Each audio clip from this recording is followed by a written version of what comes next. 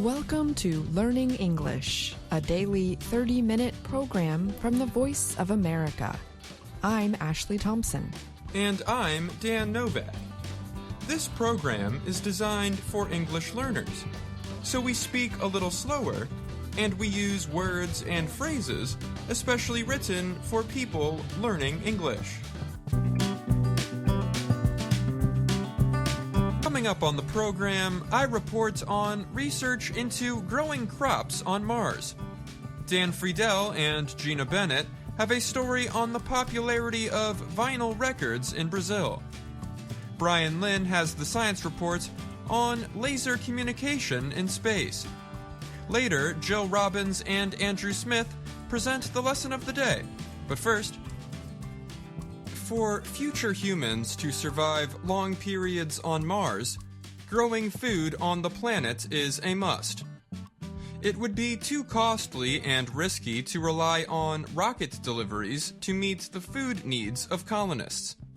With this in mind, scientists are exploring ways to improve space farming. At Wageningen University and Research in the Netherlands, researchers work in a controlled greenhouse. They have identified a way that could improve crop production in simulated Martian soil with different crops grown together. The method is called intercropping. It was first invented by ancient Maya farmers in what is now Central America. In their experiments, the researchers grew cherry tomatoes, peas, and carrots together in small round containers called pots. Tomatoes grown in this way produced about double the amount of tomatoes grown alone, or monocropped, in the same simulated Martian soil. The tomatoes were also bigger. They flowered and matured earlier, gave more fruit per plant, and had thicker stems. The amount of peas and carrots did not increase with intercropping. Rebecca Gonçalves is an astrobiologist and lead writer of the study published on Wednesday in the publication PLOS ONE. She said the research is the first time the intercropping technique was used in space soil. And the fact that it worked really well for one out of the 3 species was a big find, one that we can now build further research on, Gonçalves added. The crops were grown in simulated Martian regolith, a soil with no organic matter. Created by researchers from the American Space Agency NASA, it is a near-perfect physical and chemical match to real Martian soil. The researchers added useful bacteria and nutrients.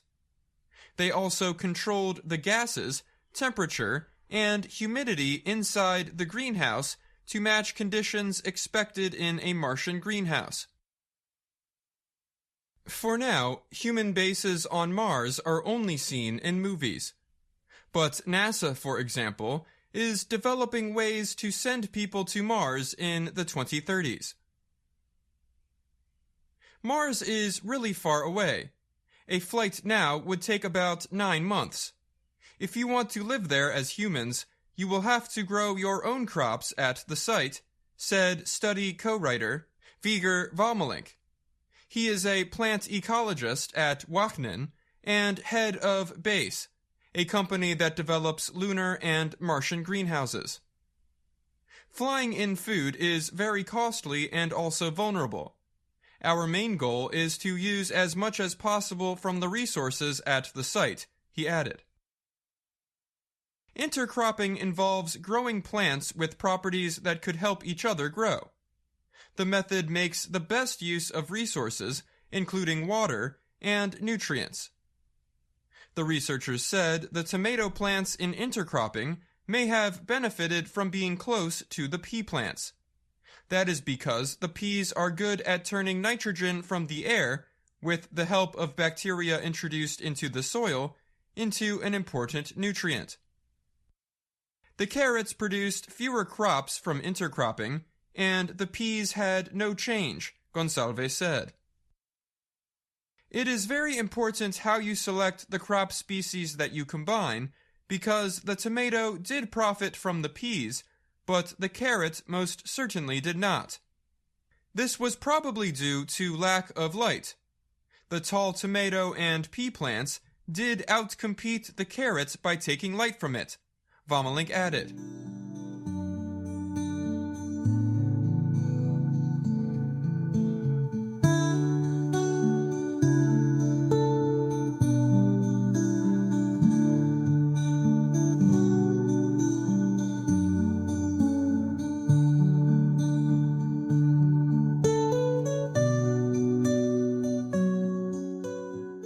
Plastic music recordings, or vinyl records, are popular again in Brazil. In 2023, more records were sold than compact discs, CDs, and DVDs for the first time in many years. That information comes from Pro Musica, an association of Brazil's largest music production companies. The new interest in the pressed vinyl discs and high-quality but less costly record players is bringing fame to singers who thought they had been forgotten. Katia de França is 77. In the 1970s and 1980s, she traveled through Brazil performing her music, but she was not popular when CDs replaced records. Her music was lost to a new generation who did not use old record players. By 2021, de França was living in a small community in the mountains above Rio de Janeiro. She said, "It was where you can't even imagine an internet signal." But one day, she got a telephone call from the head of a small record company. He said he wanted to make a new version of her first record from 1979 called 20 Words Around the Sun.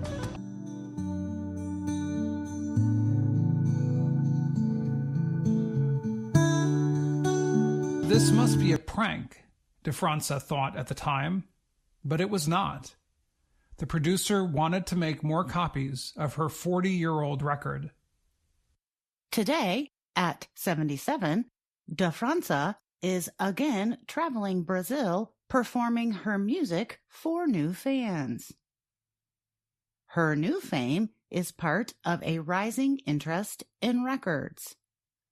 Pro Musica research shows that from 2022 to 2023, the money coming from sales of records in Brazil increased from about $1 million to $2.2 million. It is 15 times higher today than in 2019. Carlos Savala is a 66-year-old music producer in Rio de Janeiro. He owns about 60,000 records and pays attention to their value. He said many people buy and sell used records on websites and social media sites like Facebook or at record stores. Brazilians and visitors are looking for samba, bossa nova, tropicalismo, and other popular forms of music. The trend is in more places than Brazil. In the U.S., sales of vinyl records brought in $1.4 billion in 2023. Some say the interest in Taylor Swift brought about a jump in record purchases. Swift's 2022 record, Midnights, was the first big release to have its records sell more than CDs since 1987. Martin Froese reports on music in Brazil. He said today's top-selling records do not come from the most popular artists. They release their songs to digital streaming services. But new music groups and classic singers drive the sales of vinyl records. By 2008, all of Brazil's vinyl record production centers closed because of digital music services. But after records became popular again in Europe and the U.S., João Augusto and his partners decided to buy an old vinyl pressing factory called Polissom. Luciano Barrera is the company's general manager. He said they began producing old records with commercial appeal and demand. Now, the factory helps record companies and independent music artists put their music on vinyl records. After 15 years, Polissom has pressed 1.3 million records, and other companies have reopened factories. João Noronha started his pressing center in 2019. He and two friends started a business called Três Selos. They send their customers one newly pressed record a month. We didn't expect much, Noronha said, but in the first month of operations, 120 customers paid for the reissue of Sinceramente, a 1982 album by Sergio Sampaio, a Brazilian singer from the 1970s and 80s. A few years later, one of Noronha's partners, Rafael Cortes, saw that De France's record was selling in the used record market for $135. That is when they started working to get permission to re-release her 40-year-old recording. On the first phone call, Cortes said, De France was suspicious. She wanted to know why anyone wanted her old music. I think her mistrust comes from the fact that the industry often pushed her aside, he said. Cortes and music writer Krish Fuscaldo said De France was combative, firm in her ideas, and offbeat. Although she was performing with many of Brazil's most popular artists and gaining listeners, larger record companies like Columbia Records did not spend the money to advertise De France. Fuscaldo has written about the lack of support women received in Brazil's music history. She said part of the reason De France is popular now is that she was suppressed before. She's absolutely brilliant, Isadora Atab, a fan, said at a recent performance. Some of the larger music companies are starting to get interested in vinyl records in Brazil. The Brazilian partner of Universal Music now has a service. It sends customers new pressings of famous Brazilian singers like Gilberto Gil, Chico Buarque, and Maria Bethânia, along with foreign singers like Billie Eilish. I'm Dan Friedel. And I'm Gina Bennett.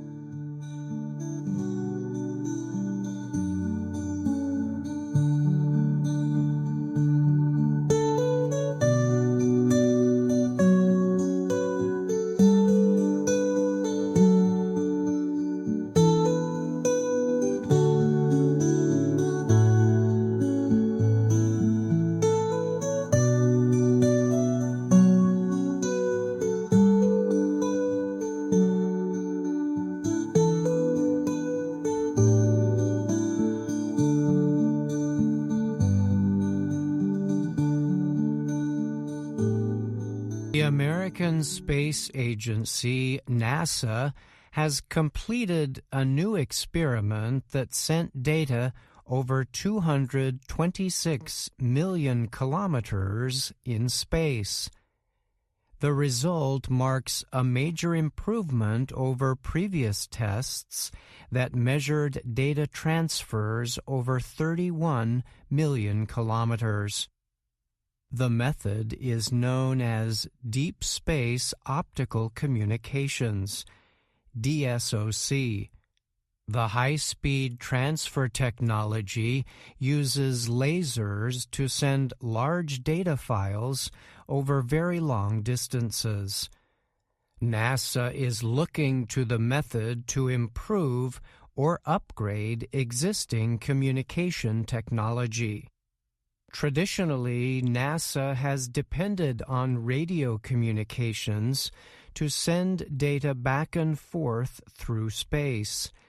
But this method has a limited bandwidth, meaning at a certain point the system can no longer effectively process data.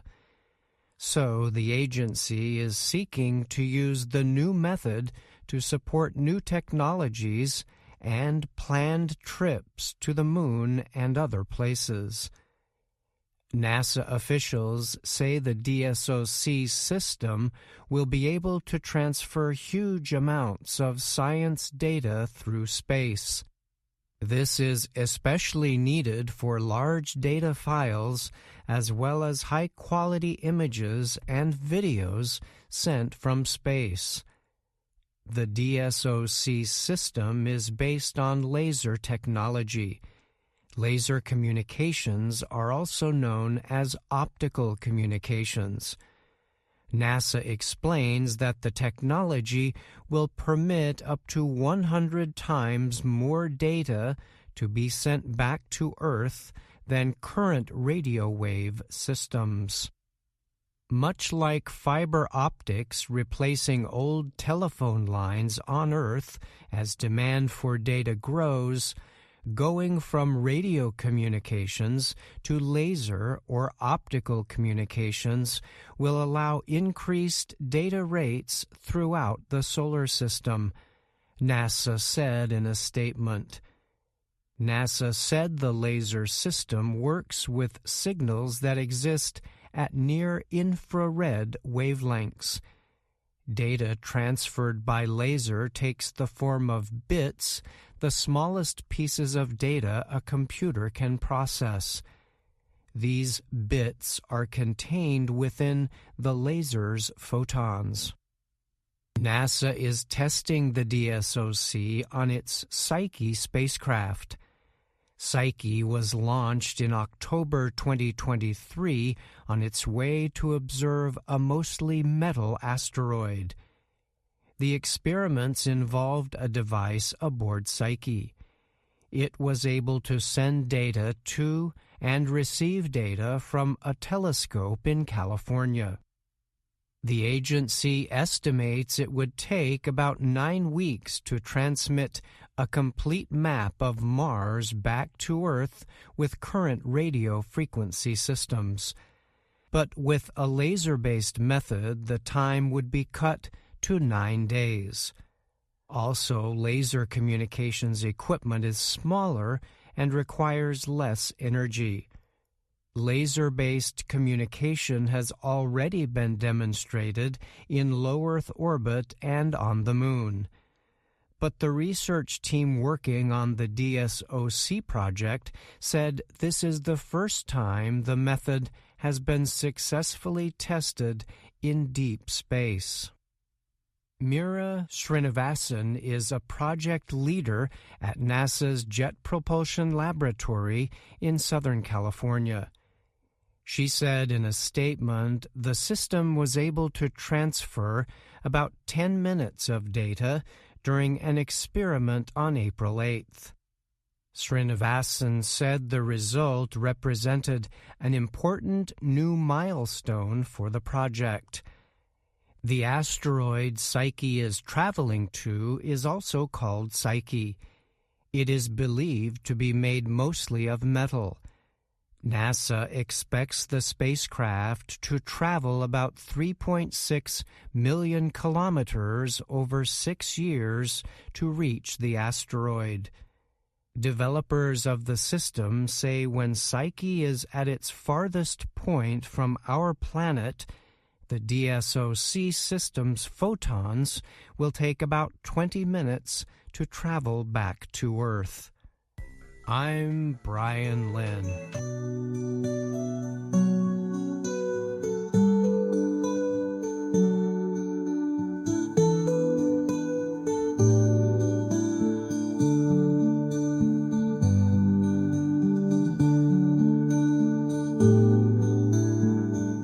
Brian Lynn joins me now to talk more about his science report. Thanks for being here, Brian. Sure, Dan. Thank you for having me. This week's report dealt with some experiments NASA is doing to test a new laser communication method for future missions. Why is NASA making this move now to seek a major upgrade of its communications technology? So this laser-based communication system has been in development for quite some time at NASA, but it wasn't until October of last year that the agency was able to launch its first technology demonstration mission to actually test it. And as far as why now, it really has to do with advances in technology. Methods used in the past worked fine when the data and instruments were based on older technology, but the newer technology and data gathering methods simply demand more bandwidth and faster speeds. So officials say this new system is, at this point, considered a necessity for them. All right. Thanks again, Brian, for joining me on the program. And thanks for your report. You're welcome. Thank you, Dan.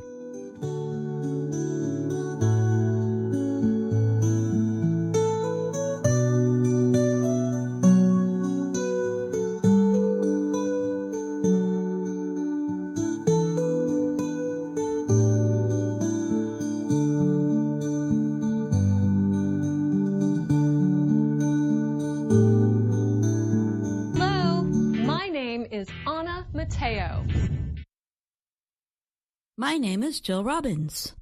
And I'm Andrew Smith. You're listening to the lesson of the day on the Learning English podcast. Welcome to the part of the show where we help you do more with our series, Let's Learn English. The series shows Ana Mateo in her work and life in Washington, D.C. Ana loves to be outside, but she is often too busy at work to enjoy the outdoors. So, in Lesson 29 of the series, she is happy to join her coworker, Marcia, who suggests they try to do some work outside. Hello! In Washington, D.C., there are many places that bring history to life. But people who live here often do not have time to see them. They are too busy with work. Like me. Hi, Marcia. Hi, Anna. Have a seat. Thanks. This was a good idea. Working outdoors is nice. It is. Whew. I am tired. Today was a busy day at work, and I still have work to do. That's too bad. How are you these days? I'm really busy too, Anna. Let's get to work. There are many ways we can talk about being busy. Notice how Ana uses the preposition with after the adjective busy. They are too busy with work. We can say we are busy with work, or busy with our jobs, or busy with a project. But when we describe what we are doing, we simply use the ing ending on the verb. So we can say, I'm busy with work, or we can say, I'm busy working. Here are some other examples. I'm busy writing my report. I'm busy these days getting ready for my exam. These days, I'm busy applying for jobs. And with past participles that are followed by prepositions such as tired of or worried about, we can simply follow them with a noun or with the ing form of the verb, which is called a gerund. That's spelled G-E-R-U-N-D.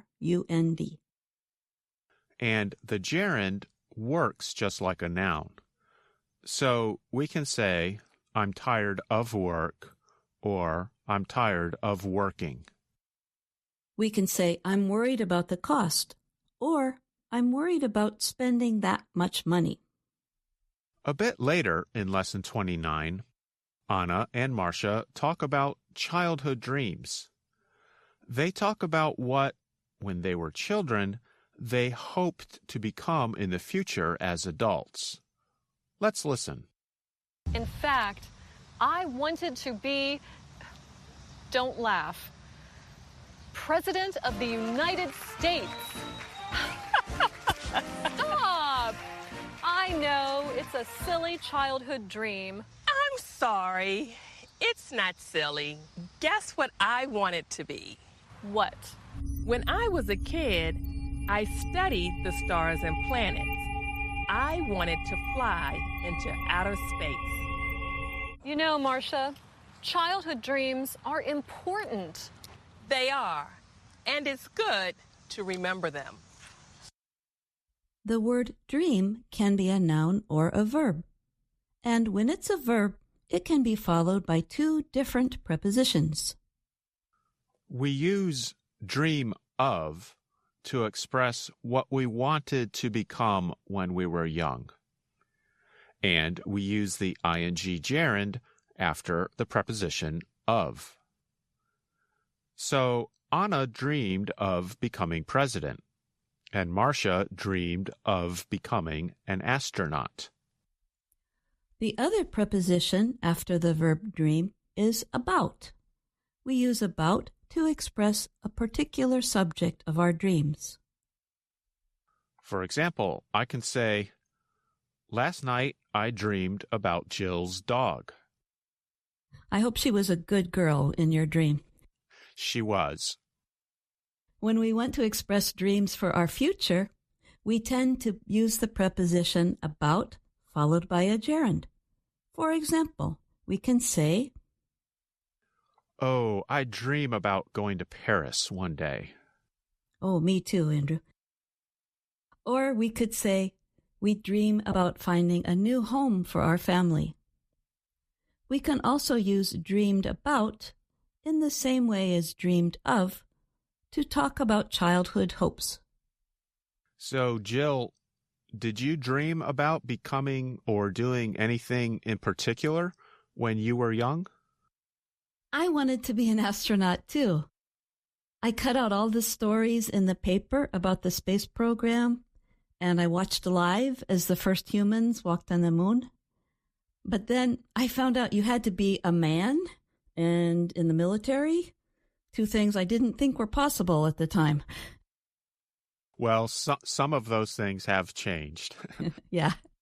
And now there are women astronauts who are not necessarily in the military. Andrew, how about you? What were your dreams?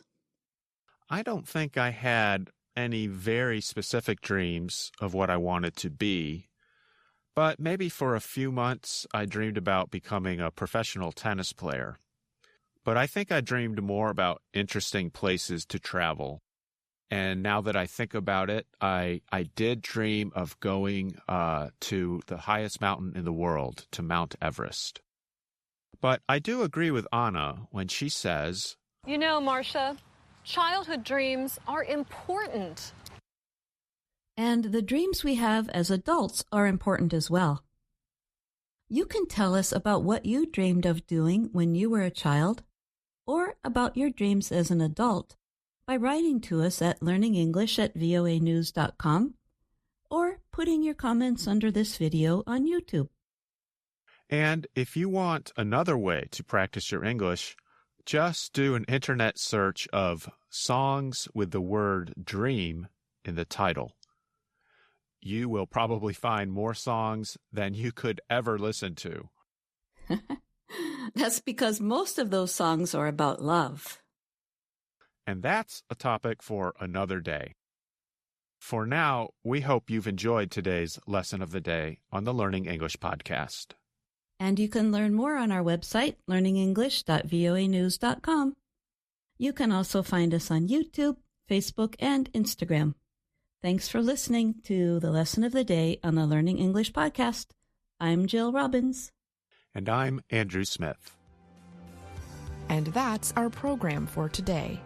Join us again tomorrow to keep learning English through stories from around the world. I'm Ashley Thompson. And I'm Dan Novak.